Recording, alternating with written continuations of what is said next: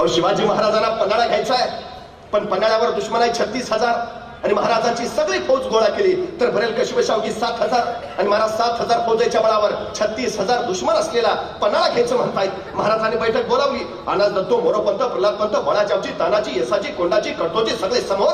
आणि महाराजांनी विचार पन्हाळा घ्यावा म्हणतो, पण पन्हाळ्यावर दुश्मन 36,000. कोण जातो, कोण जातो, कोण घेतो पन्हाळा? अहो सगळे चिडीचूप. दुसऱ्याच्या मतदारसंघात जाऊन निवडून येणं सोपं आहे का? 36,000 दुश्मन आहे तिथं. महाराजांनी पुन्हा विचारलं, कोण जातो, कोण जातो, कोण घेतो पन्हाळा? तसा उठून उभा राहिला कोंडाची. महाराज म्या जातो, म्या घेतो पन्हाळा. भले पट्टी शाबास, कोंडाची घ्या घ्या घ्या, तुम्ही पन्हाळा घ्या. वा. आणि मग महाराजांनी विचारलं, पण कोंडाजी पन्हाळ्यावर दुश्मन 36,000, तुम्हाला तुमच्या सोबत किती फौज हवी, किती हवी फौज? तसा कोंडाजी म्हटला, द्या 50-60 मावळं. राजे म्हणले 50-60 मावळं?